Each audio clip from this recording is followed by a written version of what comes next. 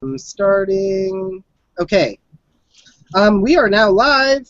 This is another MyFriendsAreAwesome.com with Cameron Marceau and Sridhar Yadavali. Hello. Your hosts doing this crazy fun thing because we can. Because Google has Hangouts and it's awesome. And we can talk to people that we've been connecting with on Facebook for a while.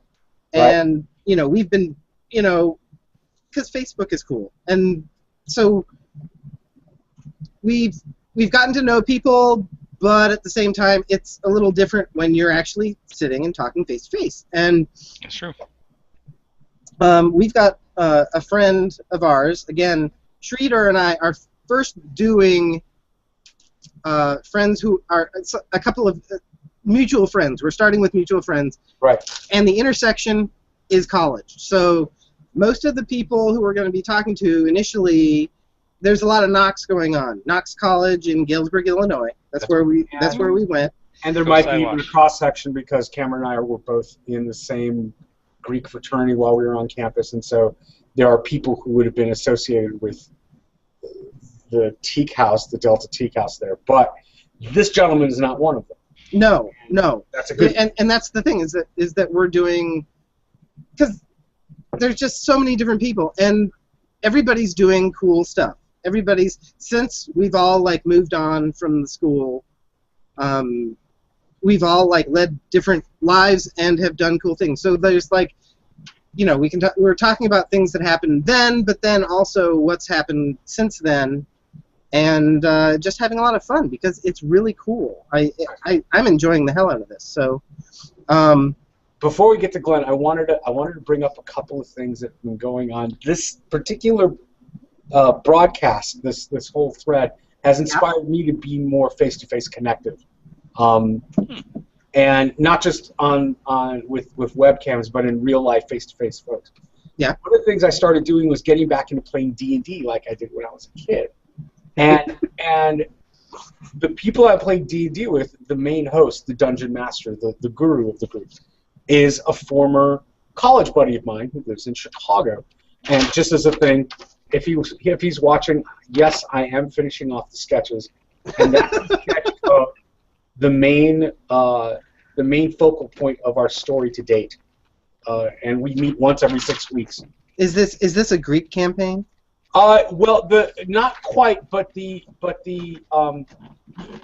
took the last 2 sessions to sort of hash out the world that we're hanging out in, and everyone in the world still believes in the Greek pantheon of gods. Oh, so so effectively, this is a guild, and each of the guilds are 13 guilds, and so as part of our little description, so I just randomly attributed the 12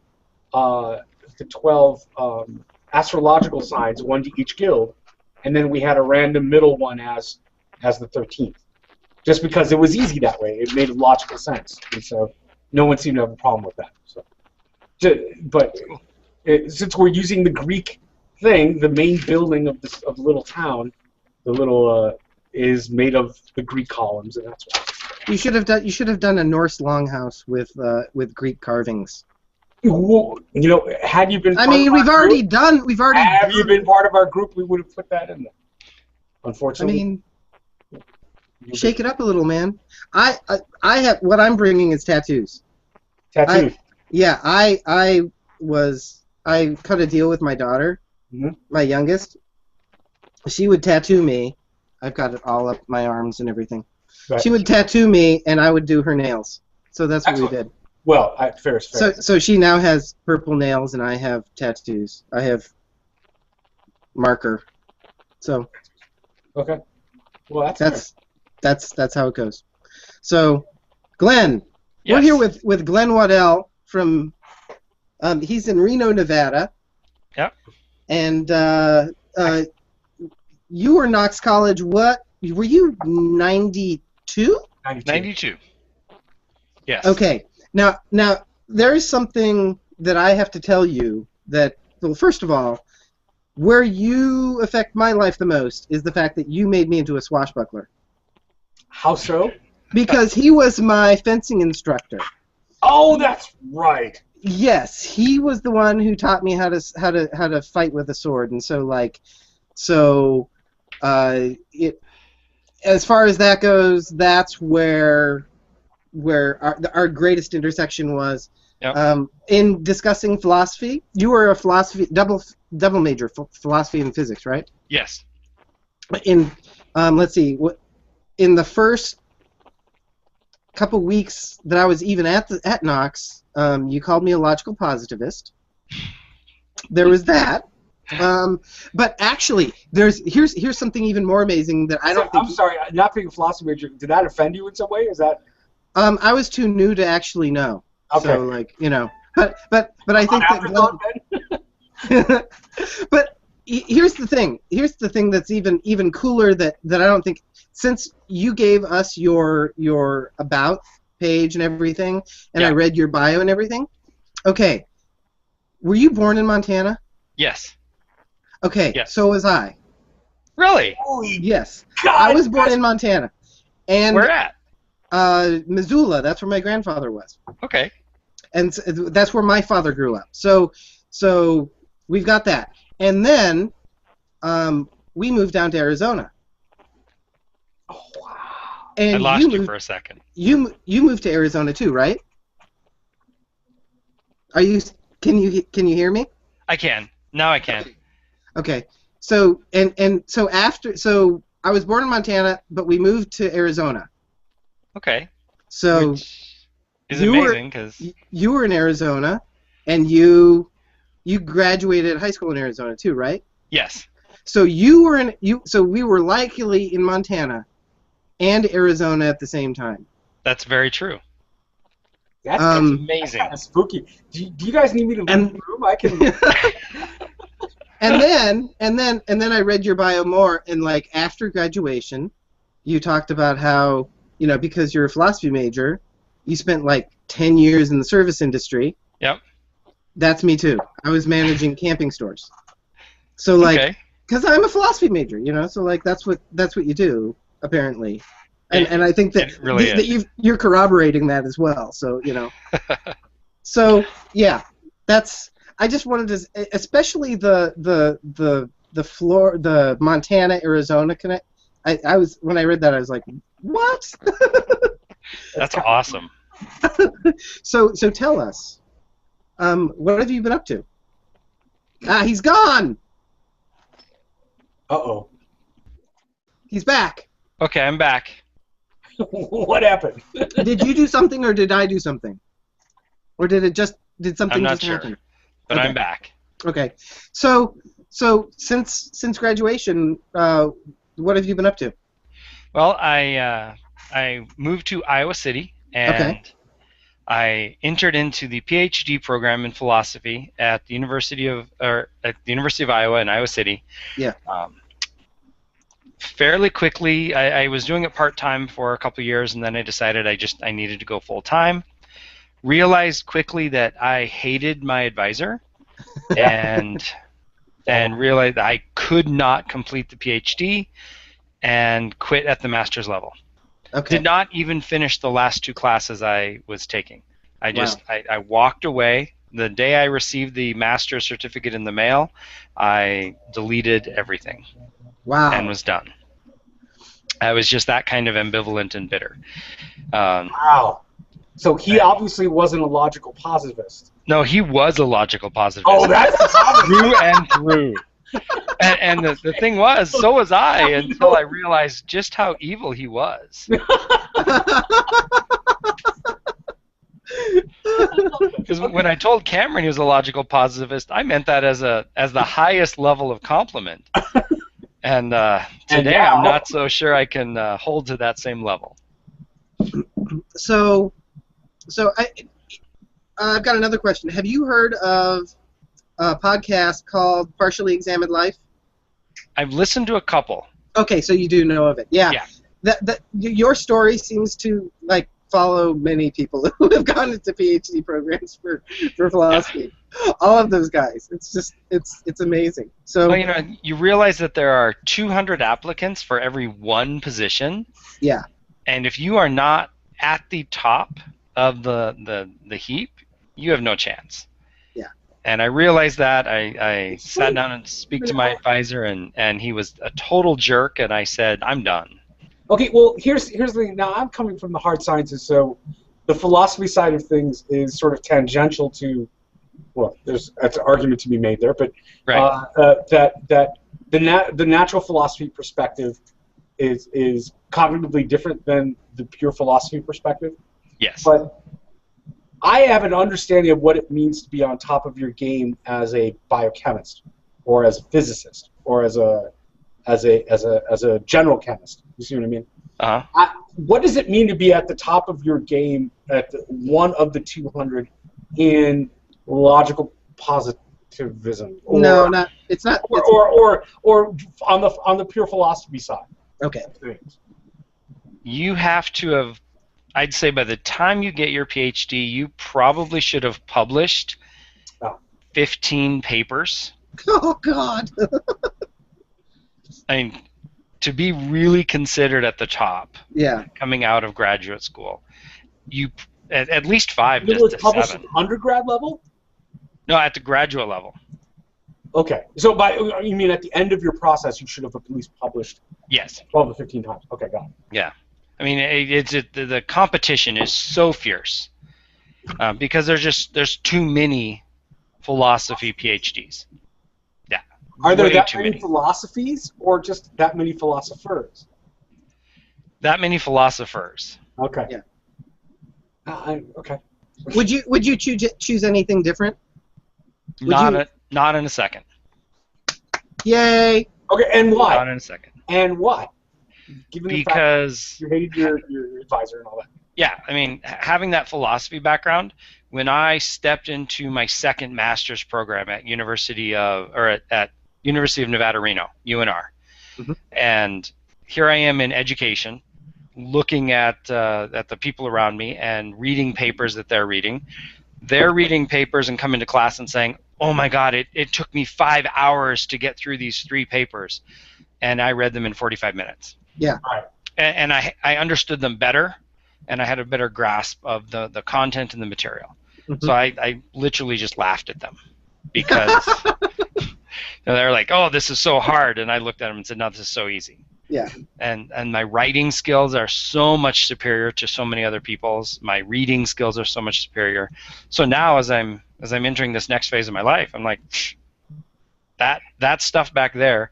It took me 15 years to pay off the loans from that period, but it was worth every second and worth every penny. Yeah. Now, here's another thing that now that struck me. We've interviewed 1, 2, 3. You're the 4th person we've interviewed. Okay.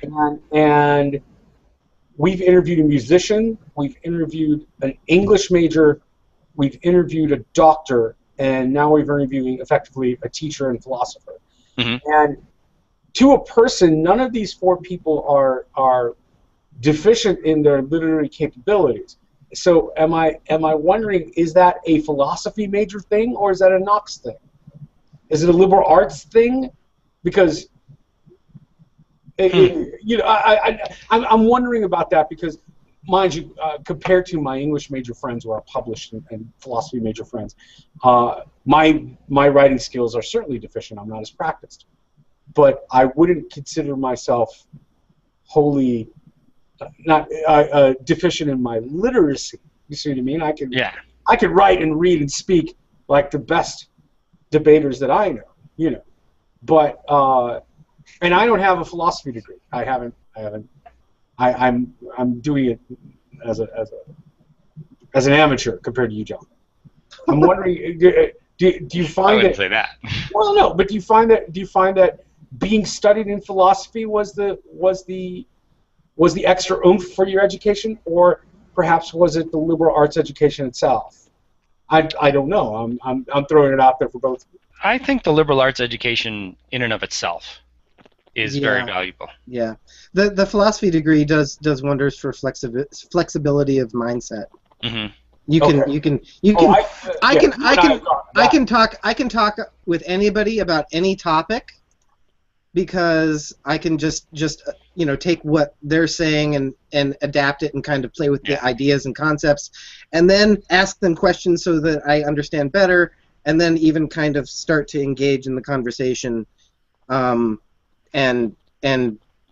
still feel like I can play along okay, except for sports.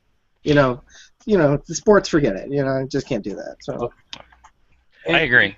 Do you find that you can filter the possible philosophy majors out in your own students? Oh, definitely. Okay. Definitely. I mean, and I teach math. Exactly, right. And I am not with them in the liberal arts kind of discussions. Sure. But my learners know that I have a degree in philosophy. In fact, they think it's rather hilarious that I do not have a degree in mathematics. I have degrees in physics. I have degrees in philosophy. I am a math teacher. I am the department chair of the math program. But I have no degrees in math. And, man. They ask me about it, and I show them what math is required for physics, and then I show them the extra math classes I took, and they realize that essentially I did 3 majors at Knox in the 3 years I was there. Mm-hmm. And that's amazing. But I think the philosophy lets you, well, and I'm also a speech and debate coach.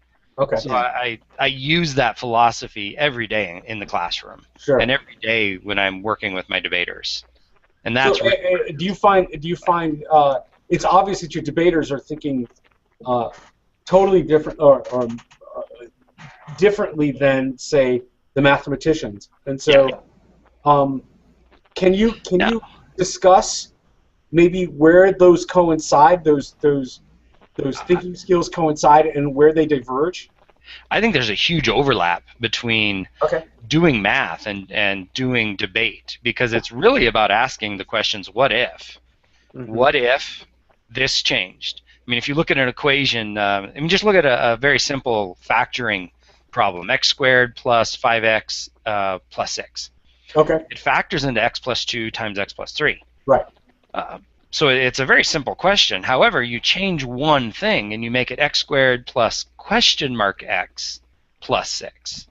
Now you're all over the place. Now you're all over the place, and there's an infinite number of answers. And in fact, the answers don't even have to be real. They can be imaginary. They can be rational. They can be anything you want at that point. Sure. But that question of what if is really key to doing math, but it's also key to doing philosophy and doing debate. Mm-hmm. What if you're wrong? What if your question is not the right question for this topic? Being able to parse that what if and being imaginative and creative, that's really where doing math, but also doing debate and doing philosophy comes into play. Well, and I'm sorry I'm stealing your thunder a little bit here, Cameron, but now you got me thinking about something else entirely. Just 2 weeks ago, something that's important to me was put on the public debate, and that's the creationism versus evolution debate. Well, the Bill Nye, the Ham debate, and now there's some debate. There's some debate as to why that debate took place, but the original story, as we all remember, is that Ham had made some statements, one including that creation ought to be taught in science classes, while Bill Nye said, screw that, there are reasons why it's not. Right. Now, mainly it's not science, but we can, and Ham wanted to debate him on it, and he actually took him up on it. We could always discuss why that was bad or good that he went up on stage and, in his territory, but I found the debate to be educational, but not a real debate. Right. Yeah. Ham was not going to even come close to agreeing or engaging in conversation about what Bill was saying, which was... Well, dude, one was playing checkers, the other was playing chess. Yeah, effectively. They're playing 2 different games. It's like you can't... How are they even gonna They could stand up and put their position up there, but they're not really gonna No. like meet anywhere because the premise of each of their positions is entirely different. I mean, Right. the base assumption for both positions, and you know, and that's really where I always get on your case, Sheree, is that there are assumptions in every premise, and those assumptions are faith-based. I mean, they're based on believing in something that you have no verification for. There's no certainty, and then you kind of set that, and you let the paradigm unroll and keep going with it. And if those assumptions, you know, like I said, they're working on two different games, so there's no actual point for them to discuss anything. You know, they're two entirely different paradigms going off in different directions. Well, that being said, and I think now that we got to get Glenn in the conversation, this is his party, by the way. But Glenn being the teacher, I'd like his perspective on the tenet that was supposed to be debated was should creationism be taught in the same classroom as the sciences, specifically the biological sciences, specifically evolution. Now, if that wasn't a straw question, I don't know. Okay, go ahead, Glenn. It's not a straw question. He's a philosophy major, though. Unquestionably, no way in hell. But there's some people in your district, people you might be dealing with, parents. Oh, parents, yes. With it. How does you know? Honestly, that's one of the reasons why I have pulled back from teaching science, is so that I do not have to enter that realm or that conversation at all in the classroom. I will say that I end up entering that conversation anyway because I teach statistics and I teach college level statistics. Of course, and you got to look at your data. You know, and so it's about the science and it's about the data and it's about data collection and then analyzing the data. And I've had learners look at me and say, well, no, we should be looking at the Bible and not the data. And I look at them and say, you can have that conversation with me after school, and I will have that conversation for hours with you, and you will probably leave very angry when you're done. However, in my classroom, in this topic and content, no. And I draw a sharp line, and I just say we will not cross that line at all, ever. We are talking about doing good science and the processes of handling the data of good science. And I leave it there. I wholeheartedly agree. And unfortunately, perhaps it's the faith I have in good science. And, you know, the faith I have in good science also means that if the data changes, then the science will change. But I'm okay with that. That's something where I've pulled back, actually, from logical positivism and the naivete that I had entering Knox, is because one of the things logical positivists could not do is admit that there were variables and there were fluctuations and that stuff happens.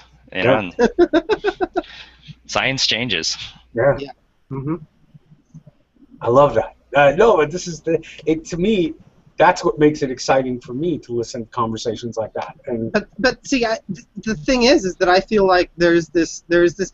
Frankly, I feel like there are more people who are more in the science camp, even if they're on the sidelines, even if they're spectators, and they really do believe in science. If they don't know that the Earth goes around the sun, that's cool because somebody else that's for somebody else to know.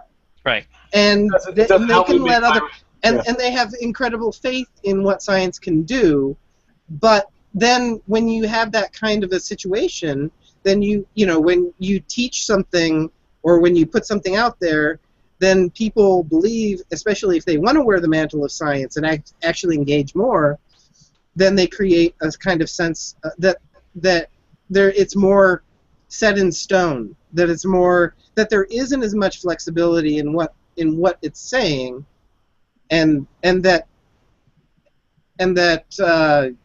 you know, these are just the way things are. And really, the greatest scientists always know that the door can be reopened on anything. Right. Well, isn't that what Stephen Hawking did recently? He had published 5 books on black holes, and the man was an expert on black holes, and all of a sudden he went, "Whoa! I just looked at the data again, and maybe I was wrong." And now he's in his late 70s or something like that. You know. And that's great. He actually called them gray holes because he doesn't actually think anymore that they are truly black. Well, I mean, aren't various particles flavored too? Don't they? You know, like, isn't there like vanilla and chocolate neutrinos and stuff like that? Or yeah, they're getting subtle. Beer neutrinos. Right? So okay, so you did you dove into the world of the PhD, and you pulled away. And did you then go to Nevada? What drew you out west to where you are now? Well, when I graduated with a master's. My wife graduated with her teaching certificate. She was teaching French. I was managing restaurants, and we said, there's not a lot of jobs in Iowa to teach French. There's tons of jobs for me everywhere. And we kind of were looking around to seeing where we wanted to live. My parents lived in Alaska and Oregon. My extended family's in Montana. CJ's sister lived in Reno, and her other sister and brother lived in Phoenix. And we said, Reno's halfway between everything. I wanted to move to Montana. She wanted to move to Phoenix. We compromised on Reno, and to this day, here we are. Okay, that's actually really cool that you had nothing but I mean, you figured it out based on locations of everybody in your family and everything. But like, it wasn't like you were being drawn there by anything else. You just kind of, lifted up stakes. Looked at the map and said, "There." Yep, that is cool. That is, and then just made it work. Yeah. That's awesome. I mean, I don't know anybody who's really done anything like that. They've always had some kind of a safety net wherever they're going. Her sister lived here, so we knew someone here, but that was it. Yeah, it was just that. What do you think of that part of the world out there?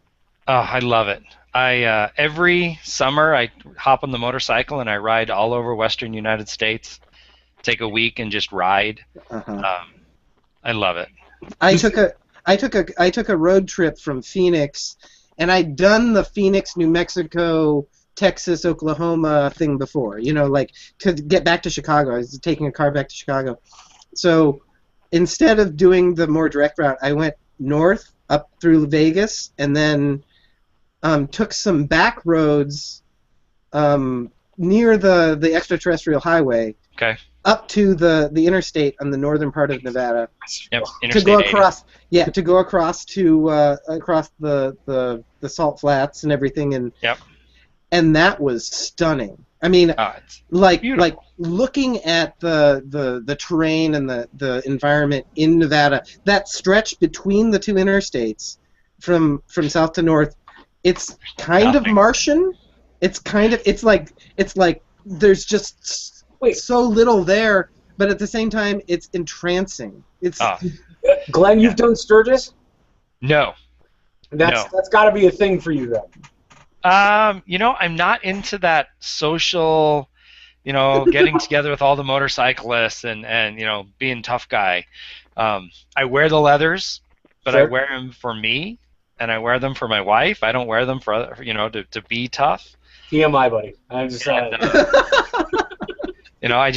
I just ride to be out there and enjoying it. And you're not so much into the knife fights.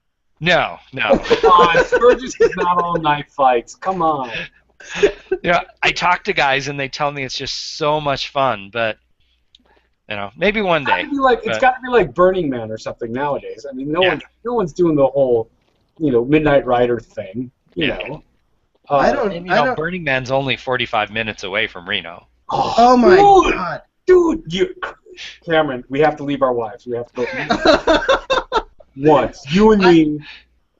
Burning Man is definitely, it's calling to me in a way. But I mean, it's one of those things that you look at and you're like, wow, that's really cool. And then if you actually go there, you kind of wonder if you would if you'd be like, oh, wait a minute, no, this sucks. Well, from But- all of my friends who've gone, if you Yeah. actually go there, you come back and you say, "Oh, that was even cooler than I imagined." Okay, well, now that settles it. No, but I think we have to. It's meant to be also a mental vacation. I think. Yeah. Yeah. You really can't bring the north side of Chicago with you. You can't bring the western No. suburbs. You really have to leave it all there and go. I am just going to do almost my mother-in-law would go on these pilgrimages type of thing. It's a pilgrimage. Yeah. Yeah. Yeah. But Because you are not Shri when you're there. You are a persona that you create. oh You wow, live in that persona. wow. Well, I'm leaving the Derby at home. That's one giant LARP right there. That's, Yeah. How many personas can I create? Is the question. So okay. Go so on. so- Go ahead.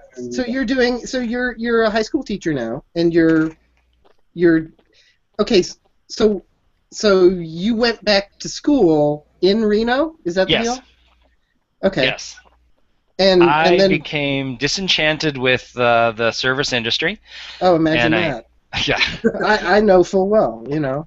And I looked at it and said, I want to start using my math and science side of me again. Uh-huh. And I gave notice. I gave 3 months notice to my employer and said, on this date, I am quitting because I am entering full-time at UNR. And I had it all lined out. In 1 year, I did 100% of the coursework necessary to get my teaching license. Wow. So God. I was doing all in. all in. Yeah. I mean that's just all in. And I was carrying 16 to 18 grad credits a semester for 2 semesters. Sure. And at the end of it, I had my teaching certification. I also taught full time the entire year, so I was carrying 18 grad credits while teaching full time at a high school because they had a teacher quit during week 3 of the school year. And they came to me and said, Waddell, you're mature. You want to take on a challenge? And I said, bring it. So week 3 of the school year, I started teaching full-time in a classroom. I was teaching math, Algebra 1. Algebra 1, okay. So I taught 4 sections of Algebra 1 for the entire school year. I would get to school about 6:30. Must have been. Oh, it was crazy. Oh, good Lord, grading the blue books or whatever the hell you had to do. Yeah, here was my typical day. I got to school at 6:30. I locked the door at 1 o'clock because they created a schedule for me that let me finish a couple periods early. At 1 o'clock, I locked my door. I wrote papers and read until 3:30. At 3:30, I left the classroom, went to UNR, and took classes from 4 until 10 o'clock at night, 5 days a week. And that was that entire year. Wow. And at the end of it, I was 4 classes away from the master's, so I just said screw it, and I finished the master's over the next 2 years, 1 class at a time. Sure. Because you have the certificate, Fantastic. now you can just milk the other stuff, right? Yeah. I mean, the hard part was down, so then it was just 1 class at a time. So I finished my second master's, and actually paid cash for the whole thing because the service industry pays well, even though it's brutal work. Right. And You have to salt it away. You gotta massage your accounting practices. But yeah. And then so I've been teaching now for 7 years and became department chair 3 years ago. Wow. And I love it. Is it true from your perspective that there is a dearth of math and science teachers? Oh, absolutely. Absolutely. Every year we struggle to fill every position. Because the reason why I ask is that I've been goaded a few times to drop whatever I'm doing and do potentially what you did. Now I'm at a different level. I'm not in the restaurant sector, service sector industry. Right. I'm in service sector at a totally different level. But it's an appealing thought to me. Yeah. But well, let me put it this way. If I had wanted to do English or history, they would not have accepted me to do that 1 year. like that. But because I was math, they said, I was math science, math physics actually, they looked at me and said, we want you, we will make it happen, we will arrange the classes, we'll do whatever it takes to make it happen. And so within 1 year I had everything completed, including the semester of student teaching, because I still had to do student teaching. But they sort of built that into the whole thing. Wow. They took care of it. That would not have occurred if I was English or social studies. It now, see, listening to somebody who went through the sort of the back end way versus my other friends who went to teaching. They went to Knox, then they became teachers. You know, full time from the get go. They're tenured now, type of thing. After 20 years, I look back and I go, I would love to do it that way. I would love to go back and become a chemistry teacher or a biology teacher, which are my expertise, as you remember from my time. Well, here's a question I have. I mean, Reno's not a big town compared to like, I kind of wonder if that played into it to some extent. You know, the less competition. You know, like you had the skills, you had the drive, but then there was also like, you know, it's not like Chicago. What about all the card counters that are going to the casino out there? Oh, they're there. That's some serious statistics. But you know, you don't have to worry about it. There's still a community college and the university plus 2 other colleges here locally. There's a lot of competition. Wait. So there's a university in Reno too? Yeah, University of Nevada, Reno, UNR. I did not realize that. Okay. Yeah. Oh, he mentioned at the top of the thing that's where he graduated from. Be awake now. Drink some more coffee. So, you know, I mean, and Reno's still 400,000 people. The greater Reno Sparks area is 400,000 people. Yeah. That's okay. You know, so it's, yeah. Very cool. I quite frankly, listening to your schedule, just it kind of fills me. It terrifies me in a way. But like at the same time, like you knew what you had to do, and you just went ahead and did it, and you did it in a year. And if you think about it, a year isn't really that much. No, a year is nothing. A year is nothing. Look how fast things are moving nowadays. Exactly. I don't remember a year ago. You know, it's gone that fast. Oh my God, it's already Halloween. What am I doing? I have to start school again. Let me ask you this though: when you did all of that, it was just you and your wife, or did you have kids already? No, we don't have kids. You don't have kids. Okay, so that's a different responsibility matrix. Huge difference. Okay, because if you're dealing with another adult, yes, that adult might be aggrieved that you're not around all the time, but for the betterment of the couple, the adult is an adult. Right. But no, if you have kids, you could not do that. Think differently because we're responsible for children, and yours just tattooed you, and I just took mine to some music. You know what I mean? We have to sequester some of our adult time. Yeah. To kid time, or we become the absent father that, as the story of everyone, a third of our children's lives. You know what I mean? I will be honest. If I had kids, I would not have done that. I could not have done that. Yeah. Let's see. Now I'm hesitating my earlier. But here's the thing. I just drop everything and. You don't have to go all in like I did and do it all in 1 year. You can take a class or take a couple classes at a time and work through it in a more reasonable pace. Yeah.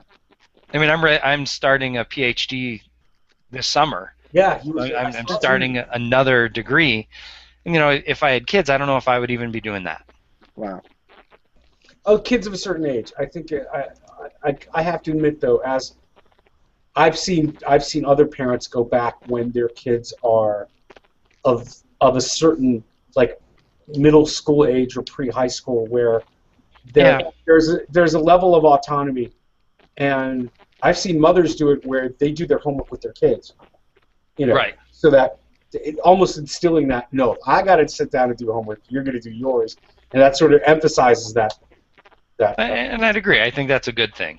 Yeah, but it ain't easy. Not that yours was either, but wow, the level of responsibility again when you're parenting is it's daunting. very different. It's daunting, you know. Yeah. I think that's what Cameron was saying earlier. It was like, holy shit, I don't think I could. That's just thinking about it is that 1 year would be insane.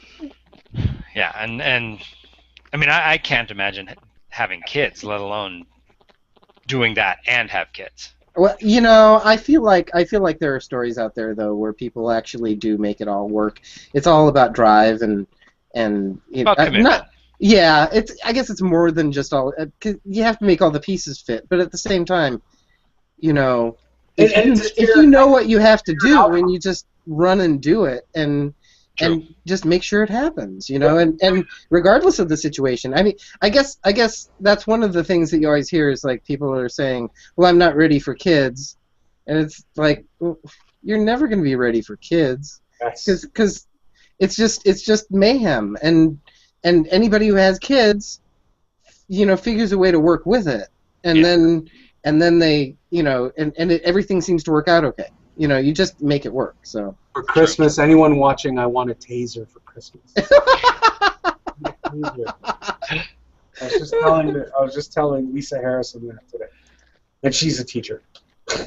and I want a taser for Christmas, and she goes, "Oh, she started writing it down. Sri wants a taser for Christmas." well, no, you need don't you need a handgun for protection? No, you know, no, guns scare me. Tasers are easy. I understand the physics of tasers. So Glenn, okay, so you've got the math piece. You're also doing the debate thing. You're like the head of the debate team. Yes. Did you just recently go somewhere for that? Or am I confusing things? I mean, Facebook is a swirl, so it's every single month we have a tournament. Okay. So I had a tournament 3 weeks ago. I had a tournament at my school. My school was the host of it. So, you know, and a debate tournament, a speech and debate tournament starts Friday night at 3 and goes until Saturday night at about 10. Oh my God. It's, you know, there's maybe a 6-hour chunk of sleeping time in there, but it's, you know, it's a continuous near 2-day event. Okay, so wait, so a tournament is it two teams head to head, or is it like a bunch of people converging in one place? So it is your region, okay. And so for Northern Nevada, it's teams from about a 250-mile circle. Okay. All converge on the one school who's hosting. There's between 250 and 300 kids, all dressed up in suits and their nicest clothes, and they compete on Friday. We do all of our speech events, the extemporaneous speaking and the impromptus and the humorous interpretations and dramatic interpretations. We do all the speech events on Friday.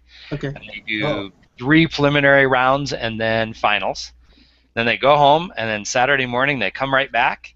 And Saturday morning, starting at 8 a.m., we do 4 debate rounds, and then awards from Friday, where at the end of the awards we announce finals or semifinals for debate, and then we do semifinals and finals. So we're usually done around 10 p.m.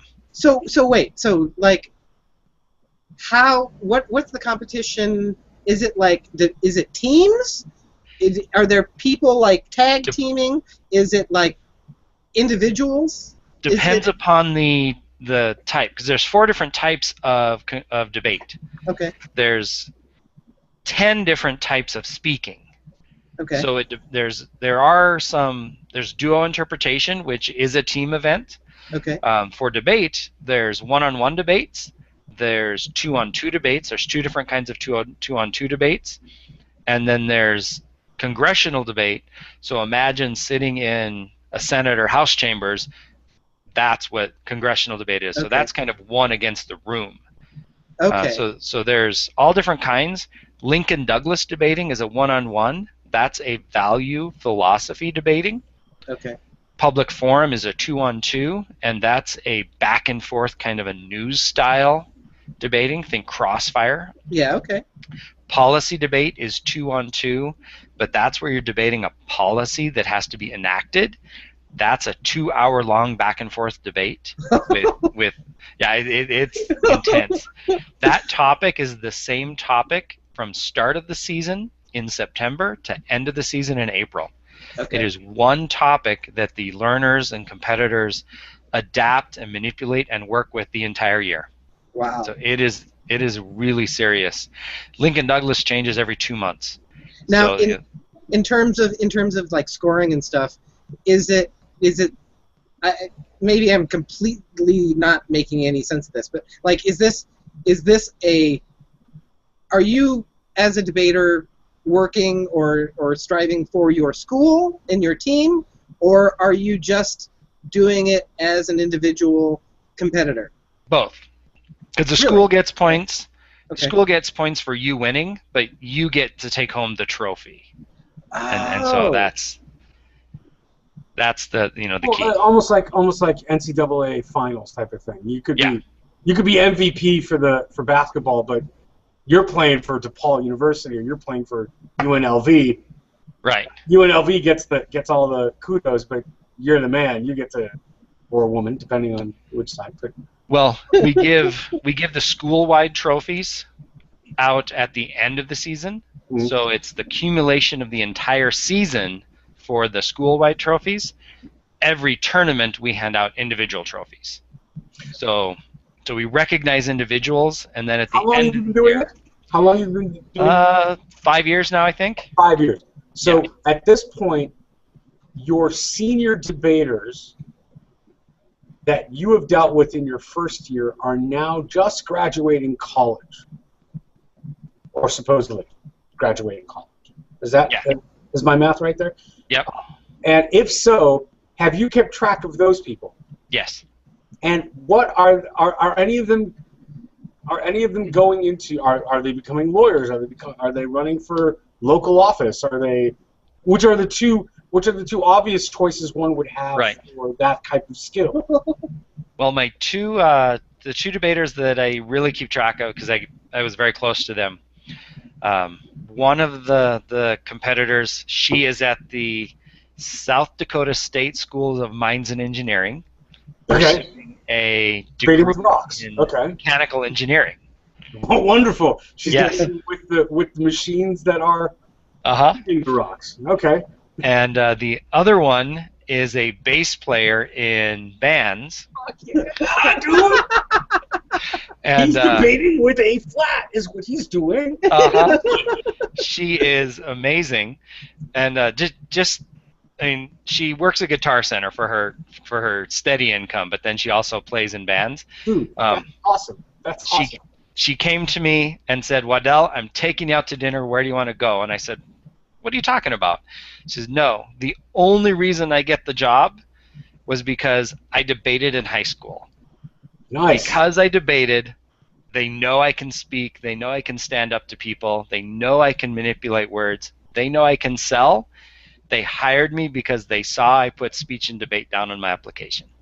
Nice. Yeah. Strange enough. So strange it works. Very cool. It does. I still put on my resume, mind you. I've done an umpteenth number of years in business management and dealing with politicians and things like that. On the bottom near accomplishments, everyone has to list them.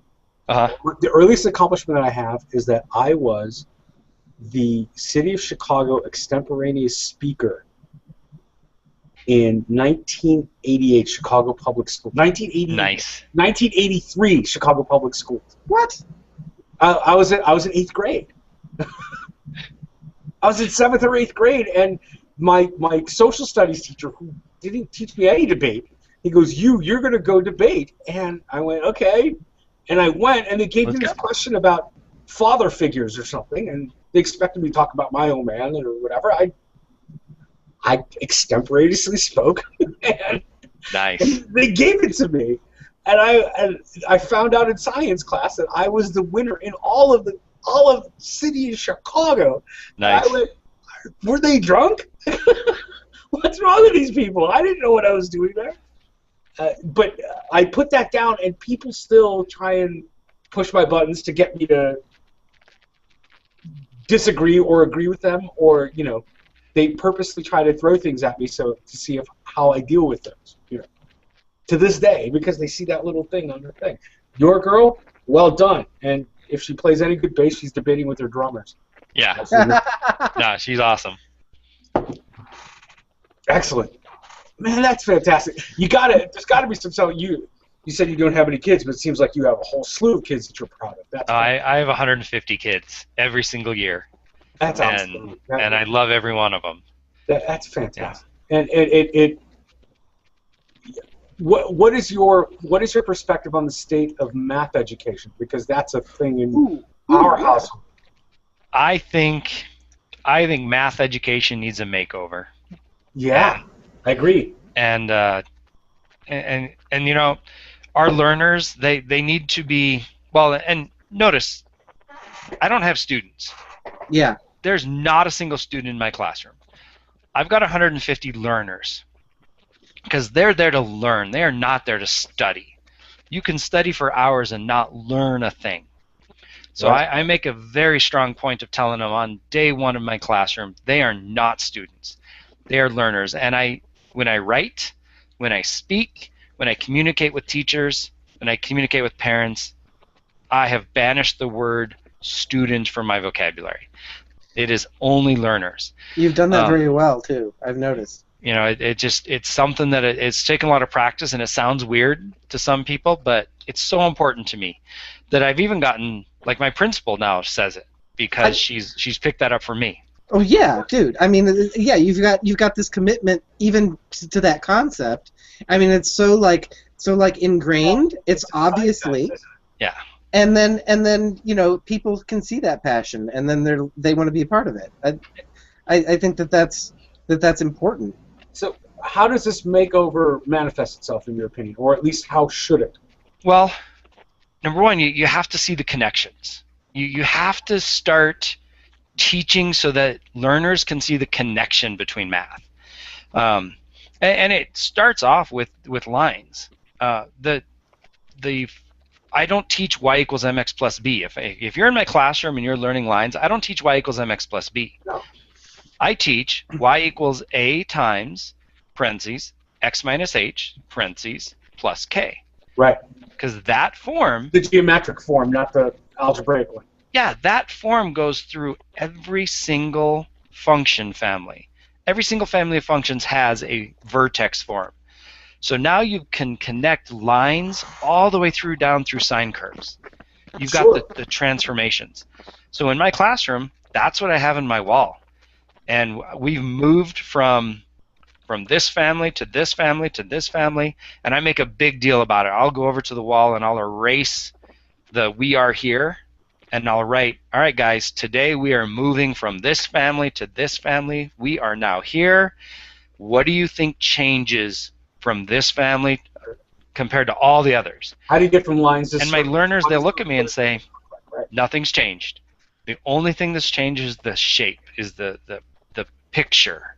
Everything else is the same. All the math is the same. Let's go. Nice. And so they've just been taught in my classroom that they don't have to relearn stuff. They have to apply what they know to a new shape. Go. Mm-hmm. And that little things like that. For instance, here's another thing. You can make every polynomial with lines. Sure. So if you have a 2x plus 5 times x plus 2, that makes a quadratic. Right. Well, and so now you can start connecting the fact that every polynomial function is a function of lines. Every rational function is f of x divided by g of x. Just tell me what f of x and g of x are. Sure. So it's about building connections instead of just memorize this, memorize this, memorize this, because memorizing sucks. Or exercise your procedures. Yeah. Without understanding why you're doing those procedures. Right. I tell them there's only 3 rules in my classroom. There are 3 rules of math. Rule number 1: when solving an equation, whatever you do to one side, you have to do the other. That's a rule. You can't escape it. The other 2 rules is everything in math is about two simple ideas. Make a 0, make a 1. Right. Everything in math is about making zeros and ones. How do you make zeros? You add and subtract inverses. And how you make ones is multiply or divide. Multiply and divide, or logs, or sines, or whatever function you want to do. It's about ones and zeros. So my learners sit there in the classroom like, well, how are we going to make a 1 with that? Right. How are we going to do the inverse? Because everything's inverse.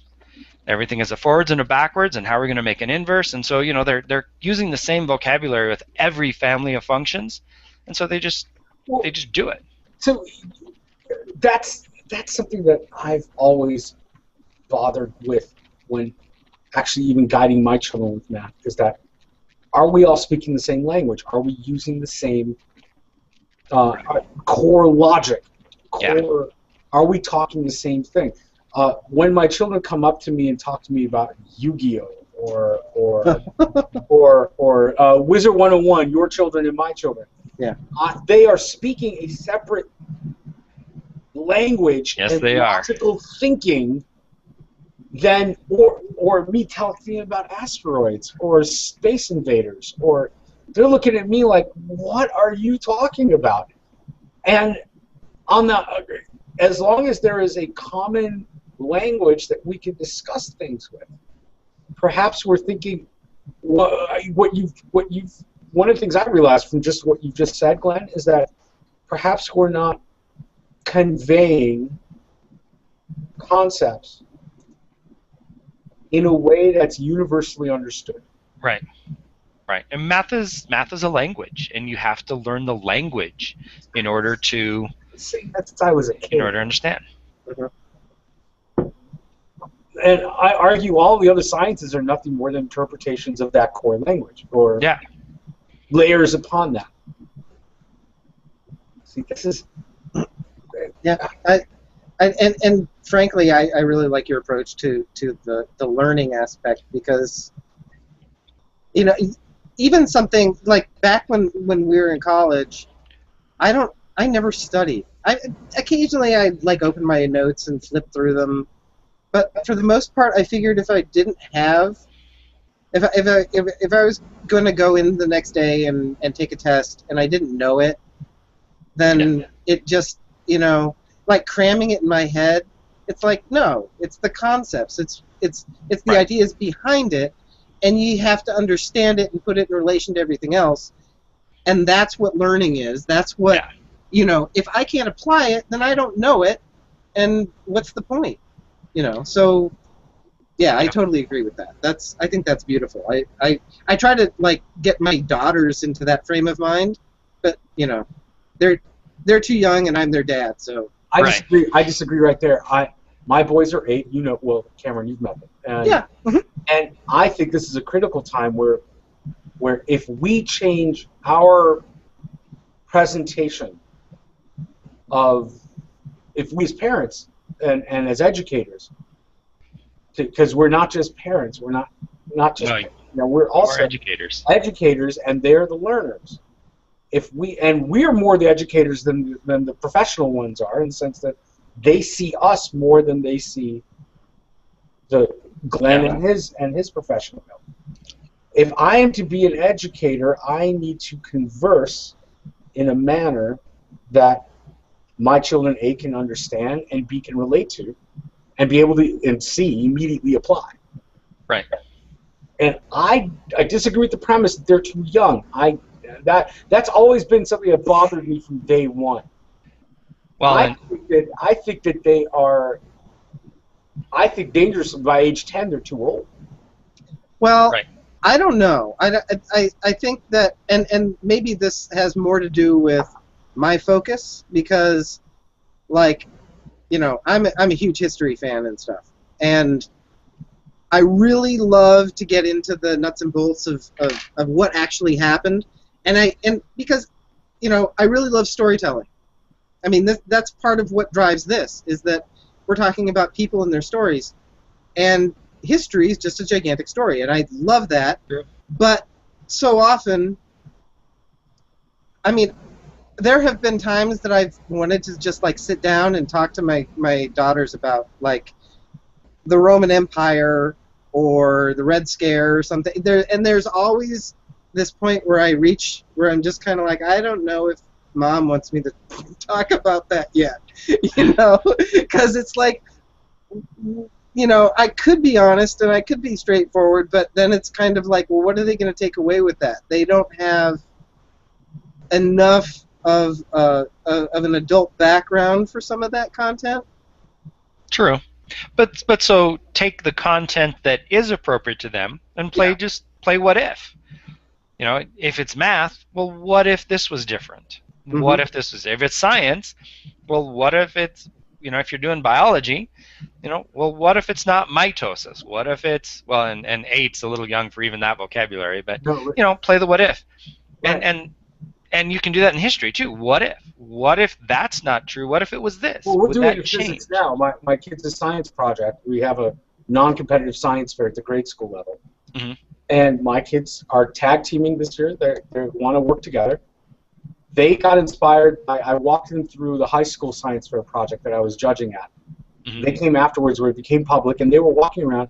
There's this kid, and this is 2 or 3 years ago. My kids were in first grade. And they saw this other kid who was a freshman. His only question, very simple project. What's the best design for a paper airplane to go the farthest? Right. I love paper airplanes. I've got all these different types of paper airplanes. And he controlled, you would love this as statistics, he controlled for everything. He even controlled for the human interaction with the airplane. He built a little machine? He got now you could buy them online. He evidently bought one online from one of the freaky science stores. And so he just stuck 2 batteries in it, and the same paper, the same size of paper, everything was this except the design itself. That's awesome. And he had enough data where he did 3 different. For each one of the designs, he did 3 different variations. So he had controlled within, and this kid, at a freshman, did an analysis of variance. He did a 2-tiered ANOVA with this. He had that much data. Awesome. I'm looking at it. I'm going, that's awesome. My kids saw me being like all geek nerdy about it. This year they're going, Dad, you remember that project? We want to do it again. But this time we're doing everything the same way, but we're using different paper. They want to take the 5 best designs according to online sources that go the farthest, but we're going to use cardstock. We're going to use regular paper, notebook paper, and different types of paper, but they're going to design everything exactly the same. That's cool. And they want to learn about aerodynamics. They want to learn, so they're doing all the core research themselves. Every day they come to me, do you know what drag is, Dad? I didn't know there was something called drag. It's slowing me down, but it rocks. That's awesome. Son, I'm just trying to read the paper. I'm just trying to finish my taxes. What are you doing? Yeah, and then that's how to get kids excited about it. I stay out of their way. The beautiful thing about it, I think that there's a lot of stories about success, how to be successful in this world. A lot of it has to do with money. A lot of it has to do with what career you take and all this sort of thing. But we don't look at what makes the student into a learner. Right. We only want to get a good student. Yeah. Not necessarily. It's hard to build that. Well, I try to somewhat undo what they're doing at school without pissing off the teachers there. You know what I'm doing? I don't want to piss off the system and get everyone mad, but I also want them to I want them not to be beholden to what's presented to them. Right. Mm-hmm. Yeah. Yeah. Well, and I tell my classes that, don't believe me because you think I'm an expert. You got to learn it. You got to know it. Mm-hmm. I make mistakes too. Yep. Yeah, that's. I get called the carpet all the time. I sometimes do it on purpose, just to see if they're listening to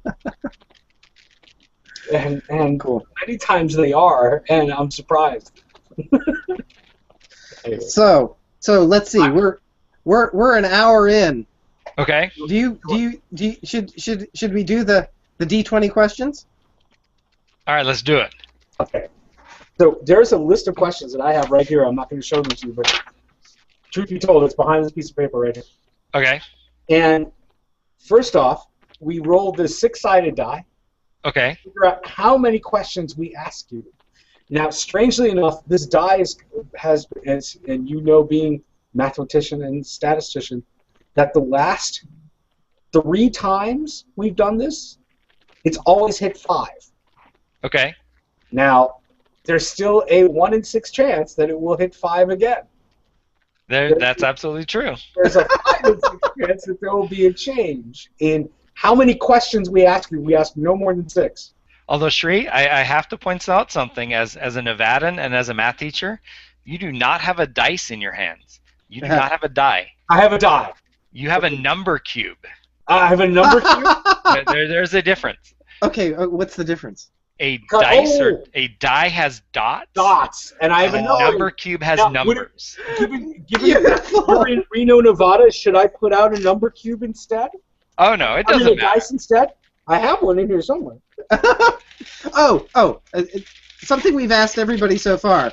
Okay. Where are you? Where in your house are you? Oh, thank you. That's an important. Oh, I'm in my office upstairs. Okay.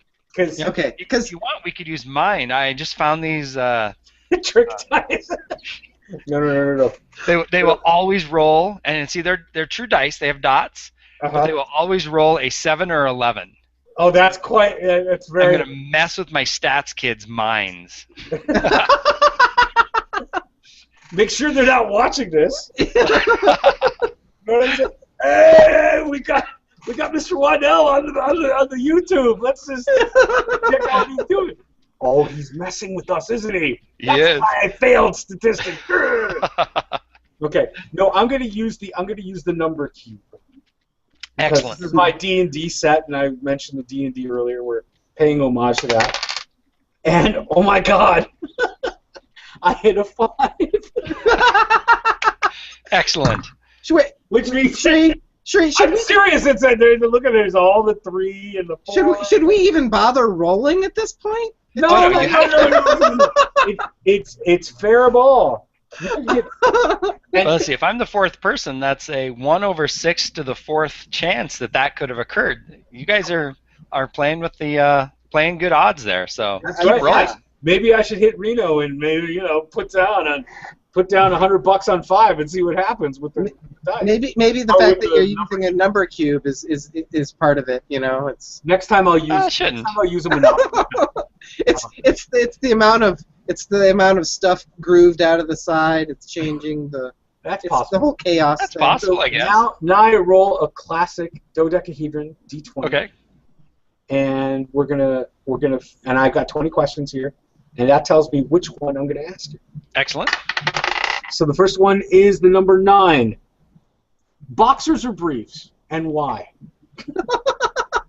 Today or Just by preference. okay. However you want to do that. Boxer briefs because I started exercising regularly about 6 months ago. Mm-hmm. And in the last 6 months, I've gone from not being able to walk a mile, essentially, to running 10 miles pretty regularly. Wow. And so I switched to something that will allow me to exercise after school without needing to change. That's amazing in and of itself. My God. It's about commitment. It's Everything about commitment. I will commit. Since I started doing my thing, my wife has a friend who's a personal trainer, so she's made an arrangement with this woman, Melissa. We call her Melissa Hardcase. Yeah. Okay. Yeah. I was waiting for that. And Melissa Hardcase comes every Sunday morning at 9 o'clock, and she gives us an exercise routine to do for that week. And we've been juicing. We've been eating healthier. We were eating healthy anyway, but now we have this commitment, and I try to do it minimum 3 days a week. Yeah. Well, I actually have lost 35 pounds in the last 6 months. That's See, fantastic. that's outstanding. That's awesome. I'm already down 6 pounds, and it's been 3 weeks, about 2 pounds a week. That's awesome. Steady. And I have a thing. If I do make homecoming this year, which I want to be at my college weight for homecoming. That's the idea. That's awesome. So that being said, here's the next question. Okay. Number 18. Your favorite kind of ball and why? Your favorite kind of ball? Yeah. Okay. Your favorite kind of ball and why? That's actually it's quite expansive if you think exactly right. I was just Yeah. thinking that. I'd have to say a baseball. And why? A baseball, because my wife and I have really been watching the Giants, and we become Giants fans, and so I'd have to say baseball because it allows us to sit there and cheer on the Giants together and spend some together time on focusing on a sport and cheering on our team. Excellent. Cool. Excellent. An alternate question, just going on with the idea of you and your wife both educators. Yes. In the local public school system. Can you disabuse anyone who's watching about the idea of you folks having the summer off and just you're taking your winnings from the state and just drinking them away or going gambling or whatever. Well, let's see.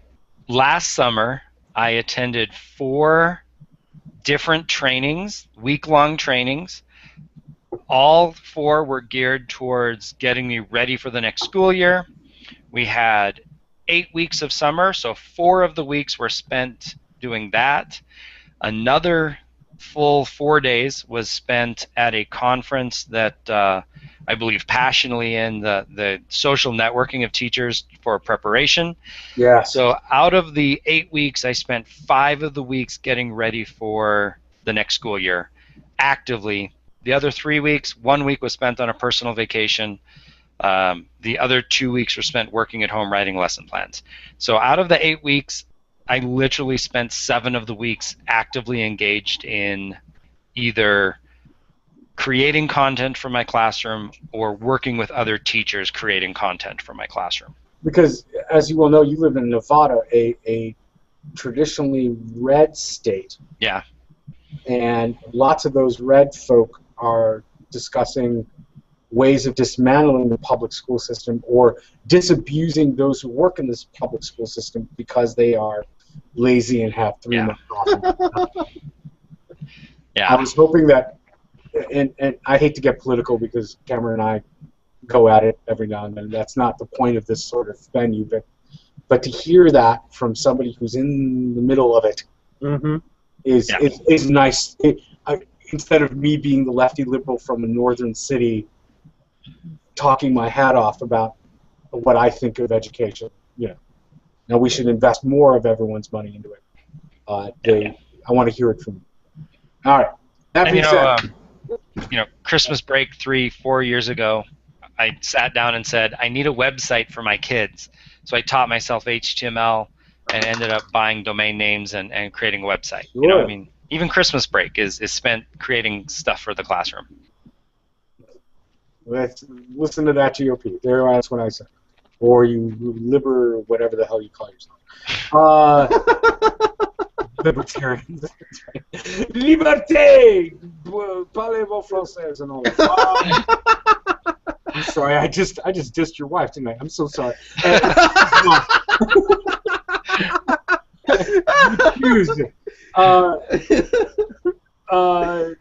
Number 13. Wingtips, cowboy boots, hiking boots, sneakers, sandals, or slippers? Wingtips. And why?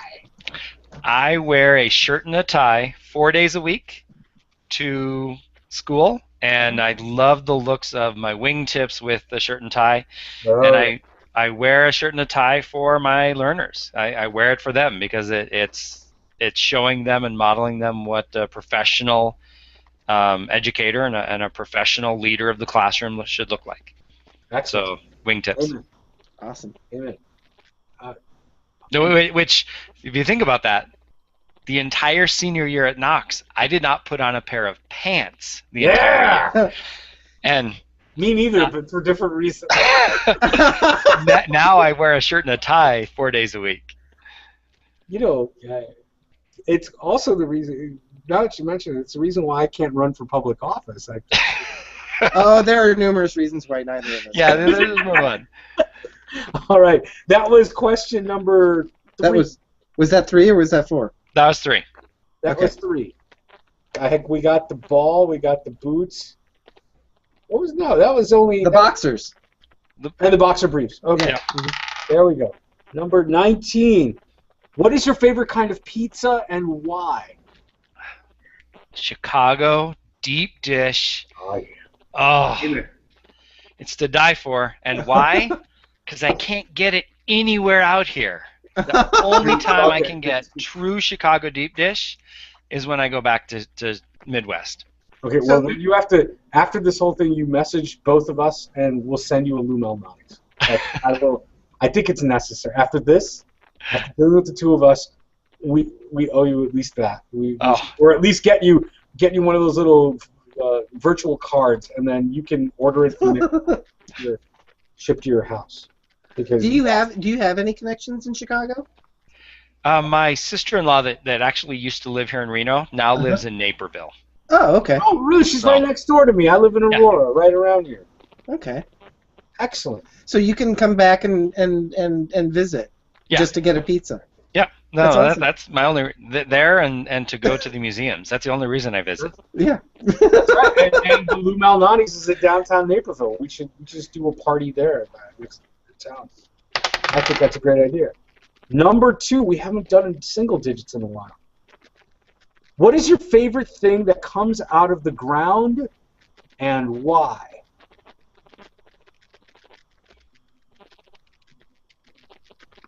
Oh, goodness. Plants. Just growing plants. We've really enjoyed having, our backyard and growing things and I'd say that's just spending some spring and summer around. You and your wife tend to garden in the backyard? A small garden. We have a very small backyard, but we have. Okay, so see, my wife's not here. We have one type of a plant, and then another one type of a plant. We have 2 types of a particular species, and then 3 types of a different species, and then 5, and then 8 rose bushes, specifically 8. Doing the Fibonacci. Yeah, so I had to make sure she wasn't listening, because otherwise she'll try and break up my pattern here. But yeah, we have. We need 13 species of cabbage now. Yeah. She kind of busted my chops when she realized, because she did realize it, but. Yeah, when I was getting up to 13, she's like, "Oh, we need to plant this," and I said, "No, we'll need 13 of those if we want to plant it. We don't have enough space for that." Now, let me ask you that begs the question. The East Coast or the West Coast is having where Cameron and I have broken our backs shoveling snow in front of our yards, and I have more than enough water to probably take care of your neighborhood. Send it. Just melting into my groundwater right now. Yeah. Cameron, the same. Yeah. How are things going with you in the drought? Because your cost of living must be going through the roof just for water alone. Not yet, because we're still in the winter, but it's getting there. It's getting there. So this time, 6 months from now, it's probably going to be very. You have to actually start budgeting for water rights. Water costs. Water costs. During the summer, we spend about $100 a month on water. That's not bad. I'm sure it'll go up, but Lake Tahoe is where all of the water for Reno comes from. Mm-hmm. The last storm we got dumped 5 inches or 4 inches, something like that, of water into Lake Tahoe. And that's a really significant amount of water. It's something like 18 billion gallons. Right. But we're still down 3 feet So of Lake water. Tahoe is effectively the biggest catch basin in the West Coast. Lake Powell would be the Lake largest. Powell is, yeah. Yeah. Larger still. Okay. Yeah. And Lake Powell feeds all of Las Vegas, plus, in the end, all of LA and San Diego. Yeah. See, that's what it's always been surprising to me that there hasn't been sort of reciprocity between states. I would love to see a negotiation between the mayor of Chicago and the mayor of Lake Tahoe, for example, going, dude, when you get your next snowstorm, we'll just rent the trucks and you get your guys out there and we will pick up all of that snow you shoveled off the street. Roman aqueducts. Aqueducts. Roman and that's the problem. All the way is across. How do you transport water? You know, you can't dehydrate it. There's no such thing as dehydrated water. You put it in pressurized tanks. That's steam. But they would condense. But water doesn't compress, so you end up transporting exactly the same volume that you're trying to work with. It's a very frustrating situation. So Nevada is very desert-like, but at the same time, winters are pretty brutal there, aren't they? They can be. I mean, the Donner Party actually was 40 miles away from Reno. Oh, is that where that was? Yeah. Okay. It was at Donner Lake. CJ and I actually had lunch there on Sunday. Or no, Saturday, yesterday. We had lunch there yesterday. We drove up to Truckee to have a nice lunch, and it was, absolutely beautiful. It was 60 degrees and sunny and warm, and in February in Truckee it should be about 28 degrees and 5 feet of snow. Yeah, okay. So it's almost scary. like Sochi this year. Yeah. How did they have a Winter Olympics 60-degree weather is beyond my understanding. Lots of man-made snow. It's the same reason that the ski hills are in full operation right now, because it's all man-made snow. Yeah. Wow. It's a marvel of engineering. They could take some of the snow off my lawn. For Christ's sake, I mean, all right. I literally I've got a slalom on in front of my house. You check my Facebook site. You'll see every photograph I have of every snow that I've done, and you can see it progressively taller to the point that no one has seen my mailbox for the last 3 weeks. The mail person just drops it on my. Yeah, the parking lot where I work looks kind of like the Carpathians. There's exactly. They pushed all the snow around the spaces and stuff, and it's just these jagged cliffs of ice. It's just, it's pretty crazy. So I wish. Anyway. Well, those were the 5 questions. So yeah. I guess that's pretty much it. It was great talking to you, man. Oh, I loved it. Thank you so much. It was a lot of fun. Let's see. You can be reached. You've got your own site. Is that for everybody? Yes, MrWaddell.net is my own personal site, but I give it out to my learners. I actually built it for teachers. I've got my personal blog on there at blog.mrwaddell.net. Okay. And then my email is glenn@mrwaddell.net. So cool. And you're also on the Twitter. Yes, GWaddellNVHS is my Twitter handle. So what we usually do is post all of that public information below the video.